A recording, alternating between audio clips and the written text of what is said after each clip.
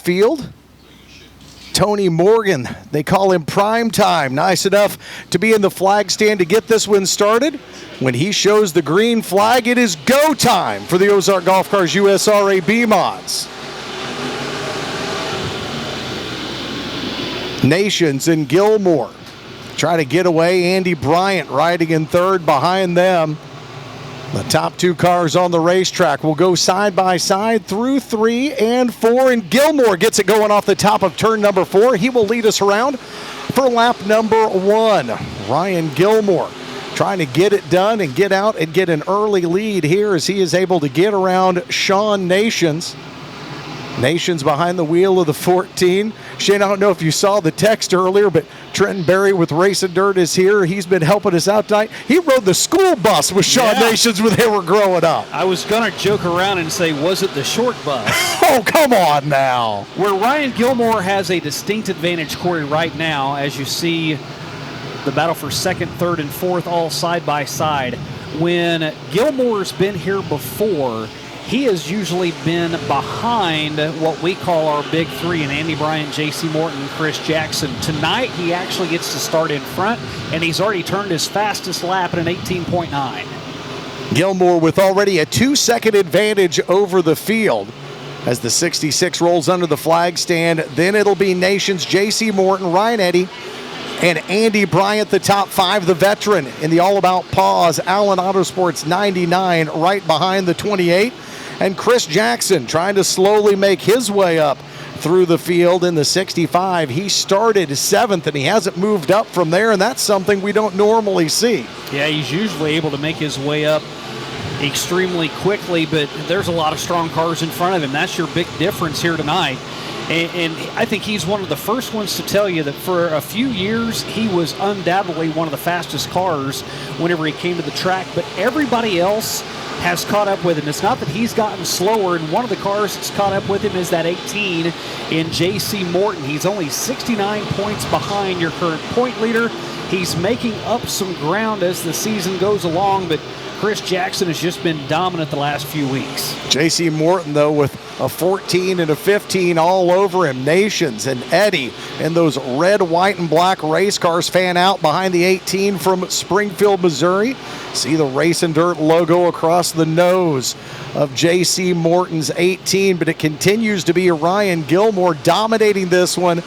Gilmore now to a 3.5-second advantage, and he is starting to come around on the back side of the field. First one being Lebanon, Missouri's Jamie Mock, the Bertaldi Motorsports entry, the 58, about to get put a lap down by Ryan Gilmore. And Gilmore just setting a torrid pace as you go back in the field to the two cars running in second with J.C. Morton and Ryan Eddy halfway home in this one, and a dynamite battle for second. See, that time Morton able to hold that line on the outside. It looks like he has already found his preferred line around the Diamond of Dirt tracks. And we talk about some other cars getting faster and drivers getting better. Ryan Eddy is one of those. You look back at what he's done the last few years. He only had 3 top 10s 2 years ago.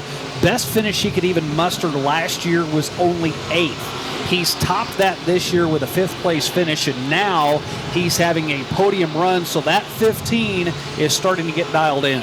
The 414 of Ryan Thomas pulling off the track as another car goes up in smoke in front of him. So we lose a couple of drivers out of this one. 13 laps down in our 20-lap Ozark Golf Cars B-Mod A main, and Morton continuing to keep it on the rails. And Shane, he's starting to cut into that lead.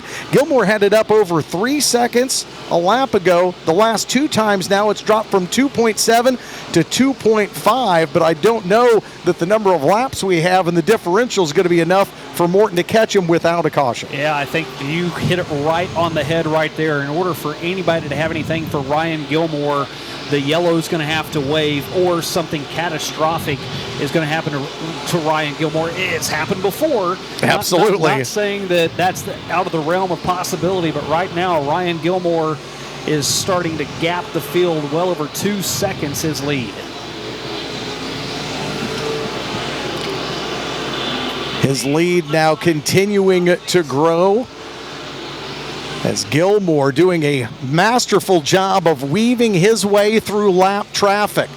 All the drivers also doing a good job of giving your race leader his line. Sean Whitman in the Hickamo Country Store 54 in danger of going a lap down as you continue to see the battle for second between the 18 of J.C. Morton and the 15 of Ryan Eddy. There is your race leader, as Shane calls him, the Gila Monster, just getting it going around the top of this racetrack. The 66 has been dialed in most of the night. He was a big mover in his heat race earlier tonight. And can it stay clean and green for 3 more laps? You see some of the big movers, familiar names like J.C. Morton and Chris Jackson. And Corey, we've seen some celebrations in Victory Lane. Oh, man. I know they always say don't bring the hats to Victory Lane too soon. Ryan Gilmore, 21 wins last year. Has finished second here 15 times. Still looking for his first win, and he's a lap away from doing it. He is 1 lap away. The driver from Springfield, Missouri, who has already found his way to Victory Lane this weekend on Friday night in Humboldt, Kansas. But for 15 times, he has been a runner-up at Lucas Oil Speedway. That ends tonight. Lucas Oil Speedway, it's the most beautiful sight in dirt modified racing. Old Glory flies 4 wide at the Diamond of the Dirt Tracks. The field works around to turn 4. Out comes the green flag. 40 laps around the Diamond of the Dirt Tracks. We are underway here at Lucas Oil Speedway. Derek Ramirez will jump out in initial command. That Risco Industries point leader spoiler on the back of the Hughes Racing chassis 4R. He takes the field 30 strong here tonight in the A main to lead lap number 1. Derek Ramirez leading the opening circuit with Carlos Amata Jr. in tow. Terry Phillips, that's the early top 3 as your field navigates back down the back straightaway here on lap 2. And the one thing I've noticed about this series is just because you're out front early in no way means it's going to be you out front late in a race. We have seen hard chargers come up from mid-pack to win here in this event. And I could see Ramirez having his hands full by the time it's all said and done. Amata Jr. is up there with him right now, running in second. And then TP, the grizzled veteran who won a couple of races to start out the season, had a little bit of a dry spell, lost that point lead, but now he is securely up in third when it's side by side back and forth. Yeah, Dustin Sorensen alongside the current track points leader here at Lucas Oil Speedway. Of course, Sorensen, a one-time winner this season as well. Look at Kyle Thompson. He's going to get in the mix as well. He's also won a feature here in Wheatland this season in the 292 3-car battle there down the back straightaway for 4th. Can't say enough about the driver of that number 8 machine, and Dylan McCowan. He is a youngster from Urbana, going to be a senior over at Skyline High School. Started racing go-karts at the age of 6. He doesn't have a top 10 in USMTS, and he is trying to rectify that here tonight as he is securely up in the top 5, sitting in 4th, and he's working on one of the best in Terry Phillips. Yeah, Terry Phillips getting ready to see a challenge out of that Empire Energy number 8. McCowan now looking to the inside of the 75 off of turn 2. Great race for 3rd down the back straightaway. McCowan right within reach of TP as they work through turns 3 and 4. Still Derek Ramirez showing the way. Derek trying to stretch the lead out here in the early goings. Battle now by only a 1/10 of a second. Terry Phillips has over Dylan McCowan in that battle for 3rd. Phillips will gap him there on the backstretch. Seems as though the 75 just has a few more horses than the 8 does. Whenever they exit a turn, he's able to put a little bit more breathing room between 3rd and 4th running Dylan McCowan. Now Sorensen, he's right up in there in the middle of it as well. Yeah, Dustin Sorensen, we mentioned earlier, 1 win this season in that 19 car, beginning to go after the 75 and the 8. Sorensen going to search down to the inside line. And that MB Customs number 19, the action engineering under the hood that his dad Mike Sorensen puts together for the 19, going after those top 4 runners down the back straightaway. Dylan McCowan still running topside. He told us earlier in the year that he spent way too much time running low. He likes running up high, and it's working for him right now. As he got a nose out in front of Terry Phillips, he'll get more than a nose out on the backstretch as he clears him by 2 car lengths, and a car goes to the infield, and the night is done. That is Brooks' strength in the 444 machine. I was waiting for you to say that because you got two of them out there. Didn't know which one it was. Yeah, Tanner's keeping the other 444 going, but Brooks' night's going to be done here early in Wheatland as we're just past a quarter of the way through this one. We've got 11 laps in, now 12, as Derek Ramirez works into lap traffic, trying to race by Chase Jones through turns 1 and 2. Chase Jones won't put up too much of a fight. He knows what's at risk for Ramirez. As Jones is a local driver, he will stay in his line and let Ramirez clear him down low. Terry Phillips was running up front in second, or in third rather, for the longest time. Dylan McCowan got around him, and now Sorensen is looking to pick up another position over TP. So TP is going in the wrong direction right now. Yeah, Sorensen looks sporty here in the first half of this A main as he continues to work down to the inside of the red 75 of Terry Phillips. Those two going to wheel side by side down the front straightaway. Sorensen will have the edge for fourth that time by. So the Rochester, Minnesota young gun overhauls Phillips. Phillips trying to come back to the outside. It'll be Sorensen that secures fourth into turns 3 and 4. Dustin Sorensen, an 8-time winner this year in either USMTS or USRA action. He has won 1 on the series in Hamilton. 5 career wins, tied with somebody pretty special for him. Yeah, Pops, and like we talked earlier, we said, is Mike going to bring out a car to challenge that? And he said, no way right now, we're running too good. So Dustin Sorensen, again, continues to just build a great career following in the footsteps of his dad, Mike Sorensen, as he works the bottom side there in turns 1 and 2, now going after Dylan McCowan in that race for third. Well, I tell you, a lot of dads wouldn't do that for their kids. I'm just saying, the competitive blood runs thick. Big-time movers through the field. Jumping up 8 spots is the number 4 of Tyler Wolf out of Fayetteville, Arkansas. Tanner Mullins, who had to go to a backup car, up 7 spots as well. We mentioned Wolf. He's the tail end of that 4-car battle there in the number 4. Not only has he moved up 8 spots, but he's trying to get into a top 5 finish. Terry Phillips, the only man between he and it.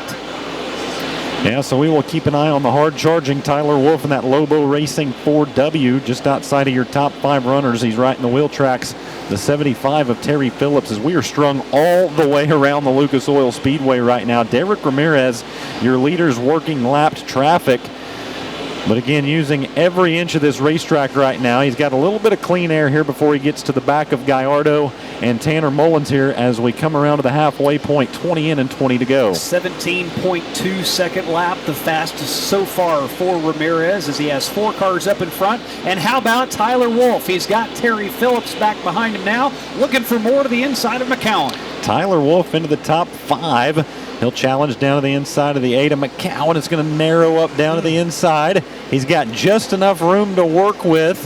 They're going to be side by side, and Terry Phillips is knocking on the back door. Great racing right around that 5th place spot. So the 0-3 there is a lap car of Chase Jones. Wolf has cleared both McCowan and Phillips. They're not giving up on the position, though, as McCowan stays to the inside. Phillips now to the outside. Wow. So great action, all with a lapped car in the middle of it. Yeah, Chase Jones just trying to stay out of the way right now. You can see him dropping off the pace. He's going to exit over in turns 1 and 2, so Jones will call it quits there as they were racing heavy through lap traffic. And speaking of heavy through lap traffic, Derek Ramirez trying to work down the front straightaway as well. Rodney Sanders and R.C. Whitwell will both get up into this. That's Sanders in the number 20 looking to the outside of McCowan. He has to lift. That opens the door for R.C. Whitwell on the inside of that 3-wide battle down the backstretch. Good racing there as well for position as your leader continues to work through lap traffic. There goes the slider, and now 3 wide down the front straightaway. Whitwell, McCowan, and Sanders all putting on a show for the 6th place spot. So the action just outside the top 5 good as Derek Ramirez. He's going to work on Jason Hughes right now, his car builder, getting ready to go a lap down to the 4R of Derek Ramirez. Yeah, big-time show, middle of the pack in that group right there, but Derek Ramirez is stinking up the show. 3.6 second advantage over Dustin Sorensen, who's sitting in second. Now R.C. Whitwell looking to the inside of Dylan McCowan. When R.C. Whitwell came here a week ago, he had to keep the 8 in his rearview mirror just to pick up the win. McCowan now returning the favor as he takes the position away from R.C. Whitwell. Yeah, that's good action just outside of the top 5. Derek Ramirez leads. Second is Dustin Sorensen. Third, Carlos Amata Jr. Fourth is Tyler Wolf, Terry Phillips. Rounding out your top 5 runners. Then it's back to 6 there. Rodney Sanders, Dylan McCowan, R.C. Whitwell, Darren Fuqua, and Lucas Schott. The top 10 here closing on the final dozen circuits here at Lucas Oil Speedway. Battle for position. This is for 5th. Terry Phillips had it. Now Rodney Sanders looking to the inside. Phillips will clear him down the front stretch. Won't last for long as Sanders dips low again. Has a lapped car in front of him. Has to lift off. That'll give Phillips an advantage as he gets a run off of turn number 2. And then they'll both go higher on the track trying to get around the lap traffic. So good racing there down the front straightaway as they try to work by the 21 of Jacob Blees. Sanders will have to adjust his line for a moment, that time through turns 1 and 2. Down the back straightaway, TP trying to work to the outside of the 21 of Blees as Sanders tries to click off another top 5 finish here tonight. He sits in 6th. That race works down the front straightaway. Inside of 10 to go now here at Lucas Oil Speedway. 9 to go as Ramirez continues to build the lead. 4.2 seconds now. He's been able to negotiate lap traffic pretty well. Kyle Thompson, who was in a battle up for 5th, is now getting lapped. That shows you exactly what Ramirez is able to do to this field. In a battle for 3rd now as Wolf to the outside of Amata Jr. Amata in the 65X is running in 4th, this time off of turn number 4. The advantage goes to Wolf. So Tyler Wolf is going to snag that spot at the line. So Wolf on to the final step of the podium now. Shuffle Amata back into the 4th place spot as your leader works down the front straightaway. Derek Ramirez with the lead. Caution, though, is in the air. As we're ready for the final 7 laps here at Lucas Oil Speedway, Derek Ramirez looking for win number 3 on the season as we go back green. Ramirez will step down on the loud pedal. Sorensen will go high on the track. Almost makes contact with Wolf, but he will force him up over the berm and now into the wall. Contact made deeper in the field, and Wolf, who was your hard charger, up 11 spots, had gotten up to 3rd, and he is now slow rolling it on the top side over in 3 and 4. Damage to the right front wheel. You can see it there, and he will. So here we go. Lights are out. 34 in, 6 to go here at Lucas Oil Speedway. Into 3 and out of turn number 4, Derek Ramirez comes back to the green, and we're back underway here in Wheatland. About the only thing that could have kept Derek Ramirez from a win a couple of laps ago was a caution. Caution came out, and now Dustin Sorensen is in the mix as he rides the high line all the way around the outside in turns 3 and 4, unable to make up any ground at all on Derek Ramirez. Then a good gap back for a good battle for 3rd as Amata Jr. will give way to Sanders. So Rodney Sanders putting together a late race charge in this. He had drawn the 8 in the CBiz McGraphics Pole Award redraw. Started 7th after Tanner Mullins had a drop to the back, so he's now rolled up into the top 3 and going after Dustin Sorensen as they're 2 and 3 wide, a little bit deeper in the pack. And now look who's in the top 5, that driver to watch, Jake O'Neill, as Terry Phillips has to retire down into the infield. Boy, you saw it coming off of turn number 2. Don't know what broke on the car, but it was almost as though he went in reverse. Everybody got right on his tail, somehow avoided him. So a tough break for the Springfield, Missouri native. Multi-time winner in USMTS action this season. His night done as he's parked it on the infield. Here comes Jake O'Neill to the outside of Carlos Amata Jr. Race for 4th down the front straightaway. Officially started 14th on the grid after winning Real Racing Wheels B-Main number 2, and he will just blow by the 65X down the back straightaway. Jake O'Neill now into 4th here with 2 laps to go. Well, we had him as our driver to watch for a reason as he goes charging through the field. Continues to make a run, this time around Amata Jr. White flag comes the air off of turn 4 for your leader, Derek Ramirez. Final time here at the Lucas Oil Speedway. Win number 3 on the season is win number 3 here at Lucas Oil Speedway as well for the driver out of Woodward, Oklahoma. Double checkers in the air. Derek Ramirez, your winner here at Lucas Oil Speedway.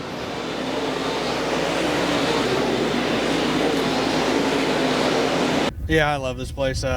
probably the greatest facility we ever go to. You guys got a great thing here. Forrest Lucas has done a great job, and everybody that works here, and all these fans that come out and help us, support us. I got to thank these two guys here. We wrecked a car up in Ogilvie, and they worked their tails off at the shop and put this one together, and it's been a dream to drive. Me and Johnny O argued about it first day that he said, we're going to pull that new car out. And I said, I don't know about that. We're in a points battle, but I'm glad we made that decision because it's good. Him and David Hendricks well out in front of this group. Can they stay out in front of it? Can Burl Woods keep everybody in his rearview mirror off of turn number 4? Spies the orange cone, step down on the lap pedal, and we are underway.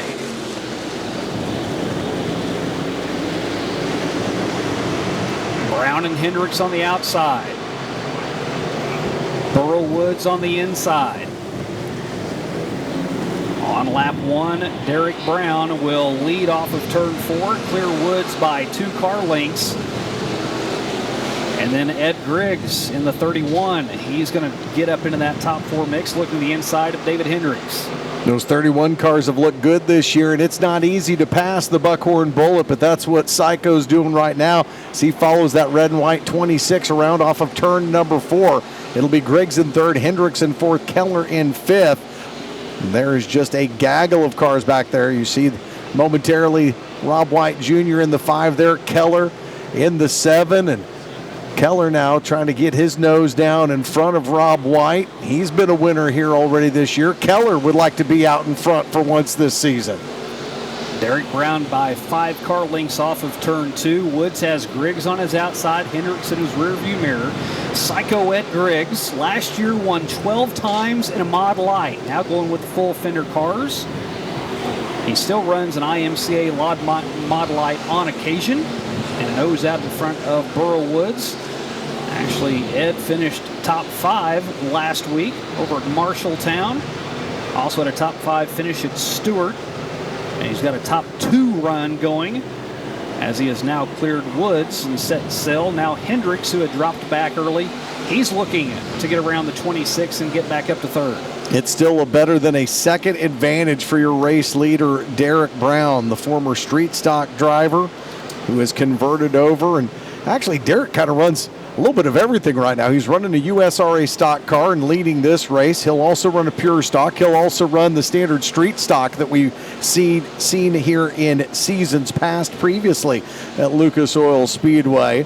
Right now, if it's got full fenders, then Derek Brown's willing to drive it. There's a full fender frenzy right now as here comes the Buckhorn Bullet as he chops the nose off of the 5 there with Rob White, Burl Woods to the outside. Those 3 cars continue to jockey for position as it's a 3-way battle for 3rd with Doug Keller moving up, and then away with almost $2,000 tonight. You don't see those kind of paydays for stock cars very often until you get to the end of the season or special shows. So this could be a very special night for the driver of the 11 as he jumps out back in front on this restart. So Derek Brown has David Hendricks right behind him. Ed Griggs to the inside. And then Rob White Jr. makes it a 3-car battle for 2nd.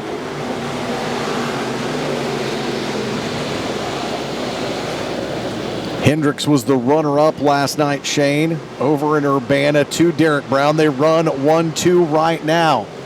Make their way through 3 and 4, and then Psycho Ed Griggs coming up the track. Hendricks, heady move, able to avoid the Crump Excavation 31.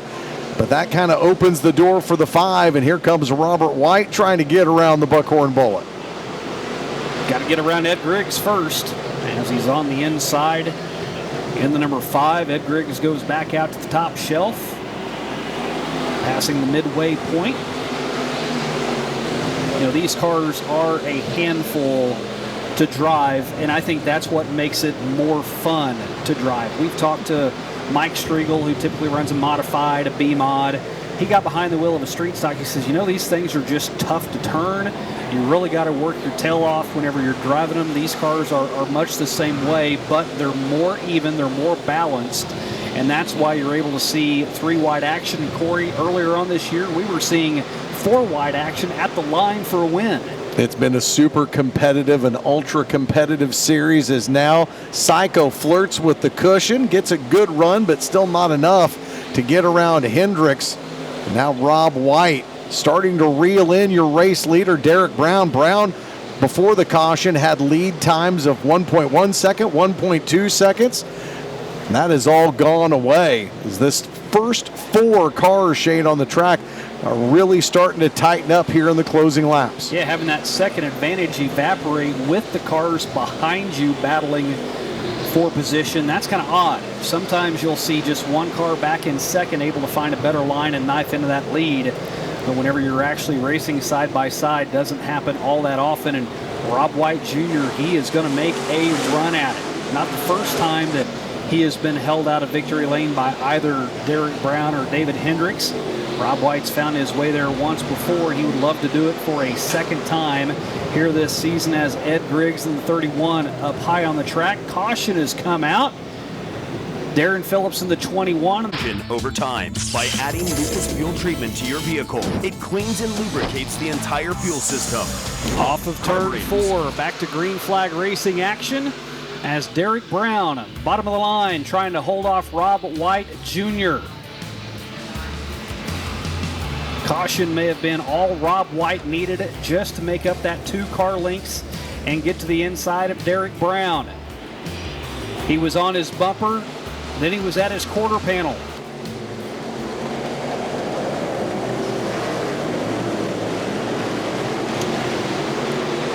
Rob White will stay right with him as David Hendricks tries to clear Ed Griggs. Unable to do that. The only car falling out of that conga line down on the inside has been David Hendricks, able to have a nose out in front of Griggs that time around. Well, with as much use as this track has gotten tonight since intermission, Hendricks is up fishing around the cushion trying to see if there's any more speed up there. But you can tell how dry and slick this track is now as Hendricks tries to wheel it around the 31 of Ed Griggs. This time, he'll clear him at the flag stand. Just barely by half a car length with 3 to go. Derek Brown now gaps Rob White Jr. by a good 6 car lengths. And Rob White may have his hands full with 2 cars back behind him. He was challenging for the lead before Derek Brown checked out. Now David Hendricks has pulled up to within 2 car lengths of White. Running out of laps and running out of time is Rob White, David Hendricks. That 4 car group that's pretty much been just trading spots back and forth between the top 3, but nobody's been trading spots with your race leader. He has been out in front from the get-go. He started on the front row, disposed of Burrow Woods in no time. Once he got past him, clicked off a number of laps. He won early in the season, has gone dry since then, but Derek Brown off of turn number 4 wins his 2nd race of the season and a big payday here at the Diamond of Dirt Tracks. Derek Brown wins this one over Rob White Jr.